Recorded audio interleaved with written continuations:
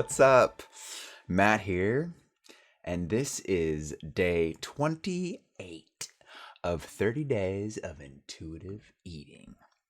The journey of tuning into and listening to and trusting the body's natural wisdom. Because when we do that, a lot of stuff takes care of itself. It is a beautiful thing, and it is a practice.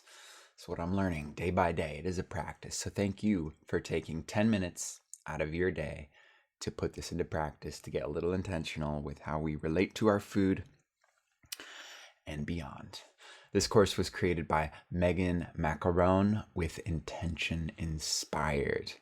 And today, our intention is I am compassionate. Yeah, I am compassionate. So today, let's have grace for the times we eat emotionally while continuing to cultivate trust in our body.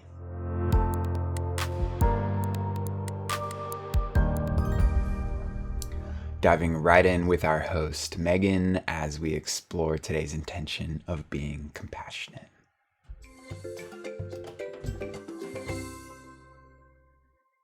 Hello and welcome back to Intuitive Eating Encouraged. Today our intention is to know it's okay to be human and eat emotionally again.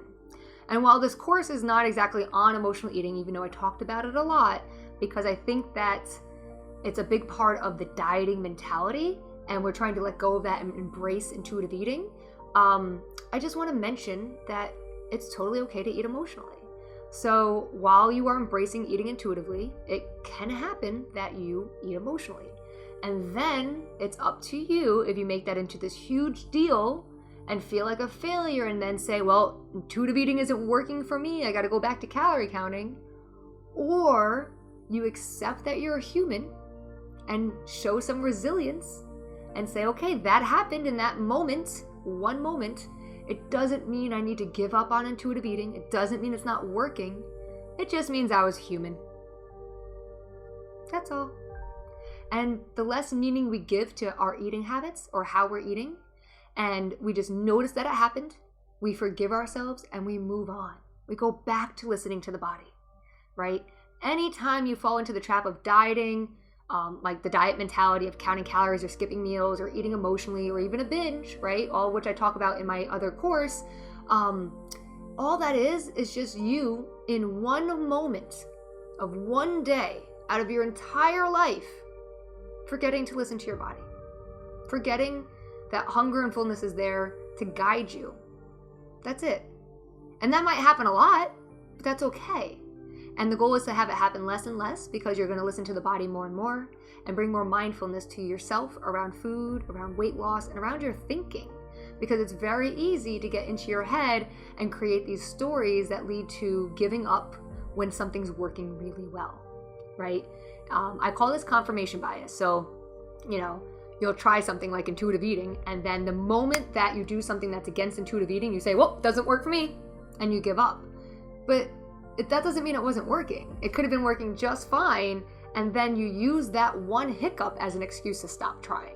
Maybe that's because it doesn't feel comfortable yet, and you want to go back to your comfort zone of dieting and calorie counting. Who knows? Again, there's nothing wrong with dieting and calorie counting technically. It's really just about the mindset you have when you go into it.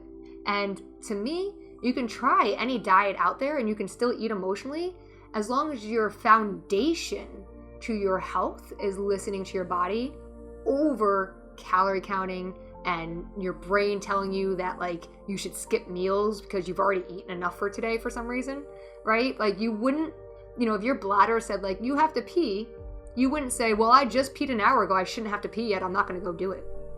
But with food, we do that, right? We just ate, and then an hour later, we're hungry again, and we think to ourselves, I just ate, I shouldn't be hungry, so I'm not going to eat. But your body says you're hungry, so we want to listen to your body and eat. We don't need to overeat, we don't need to turn it into an indulgence, it doesn't need to be sugary foods, right? We just need to listen to the body and eat, and that's it. And so it's okay to be human, it's okay to slip up and hiccup and have emotional eating and have a binge, it's okay to count calories again and fall back into that diet mentality a little bit. All those things are okay as long as you're okay with them. The moment you're not okay with them, the moment you beat yourself up and get in your head about it, it turns into this big deal. And we see no other option but to give up on what we're doing, intuitive eating, and go back to the extremes of dieting. And so we really want to be okay with being human and knowing that emotional eating might happen again because we're human. And that is all it is. It's just us being human. That's not going to stop for the rest of our lives. We're going to be human, right? We're not going to turn into robots. And so we're going to have emotions, and occasionally we're going to forget that we can't eat our emotions, and we're going to go eat them. And instead of making that a big deal and saying, what's wrong with me? I need to go back to dieting. We just want to forgive ourselves, go back to eating intuitively, and check in with that hunger and fullness again, right? Oh, full. I'm going to stop eating even though I just ate emotionally. I'm just going to wait for myself to get hungry again. Then I'll eat again. And whatever you want to eat, right? When you're hungry again, you have that choice of what you want to eat. Hopefully by now you're starting to choose more energizing foods, eating for energy, more whole foods because it feels so good, without feeling deprived like you can't have the sugars and the junk foods that you might love, right? Because they're not off limits. We're just not trying to have meals of junk food. We're trying to have meals of real food and small portions of junk food. All right. So that is your lesson today on being human and showing yourself some more compassion no matter what's happening around food, right? Just remember that no matter what, we don't want to pop those other 3 tires, and we want to go back towards eating intuitively and listening to your body. Have a great day, and I'll see you in the next lesson. Yes, Meg, so good. Thank you for reminding me that I am a human. Perfectly imperfect. My flaws are what make me me. It's just a matter of time before I don't meet my own expectations, and that is just a-okay. I also love your invitation to just not just make it so serious. Something I just heard from Peter Crone. Stress is just stress is what we bring to a moment. Stress isn't a thing in and of itself that it just kind of like exists. It's all in the mind, and it's how we bring that to a situation that makes it stressful. I feel the same thing with emotional eating. I emotionally eat most of the time still after going through this course, and I also notice it more, which naturally starts to unwind some healthy patterns of emotional eating just in noticing and having the compassion to not freak out about it. Just be like, oh, that's something I do. Noted. And I feel like just the noticing is, again, so powerful. So yeah, no need to beat myself up after noticing. Right on. Let's dive into today's healthy habit. For the last few days of this journey, our healthy habit is to practice plate crowding. And the goal of plate crowding is to help you never feel deprived again. And this not only always allows you to eat your favorite foods, but also ensures that you are receiving plenty of nutrients from healthier foods that you plate crowd with. So this is broadcasting your platter with a spectrum of foods so that you have the delicious, yummy things that you want, and then also the nutritious stuff that you might not be so keen on, like just eating that one healthy thing. You got your cookies and your creme brulee and whatever else might be yummy to you. So these simple sugars and carbohydrates that we might lean to when we're maybe emotionally eating or just not as well resourced, or maybe not listening to what our body really needs. These simple sugars and simple carbs can cause the body to release the neurotransmitter dopamine, right? It's that feel-good chemical, drips into the brain, which is often why it can be so hard to stop at just one cookie. Oh my goodness, book club last night, Andrea made lemon cake, I think is what it was. With like almond flour crust and just like, oh my goodness. And yeah, first bite in, I could just feel the swing. Everyone was like, can I have another one? We ate them all up. It was so good. But yeah, that's why we play crowd, so that we can enjoy and get that dopamine spike while also getting the nutrients that our body really craves and wants as well. All right, today's wise words are by Michael Jordan, who said, "I've failed over and over and over in my life, and that is why I continue to succeed."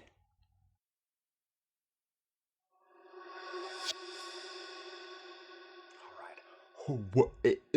Whip on out your journal. We got today's journal prompt question, which is, how can you show yourself more compassion around food and perhaps elsewhere in life? Go ahead and hit pause and give yourself a moment to journal on this.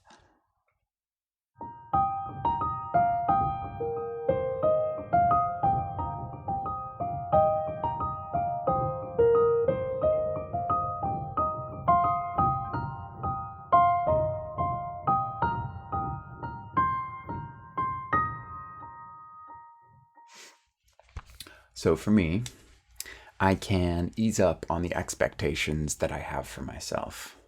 Goals are nice when they push me forward towards more of who I want to be, so long as they don't push me away from myself when I don't meet them. When I fall short of a goal or expectation I thought I was capable of, I will choose laughter for my silly humanness and observe my shortcomings with lighthearted curiosity.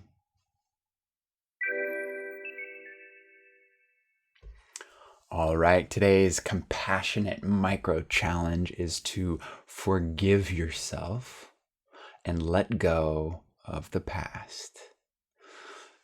So throughout the day, maybe you can notice when you aren't in the moment and come back to the moment, especially before making food choices.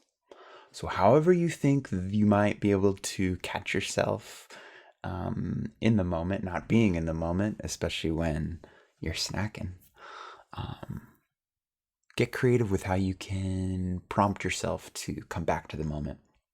You can tune into the bod, have some compassion for yourself in the moment, and respond healthfully accordingly.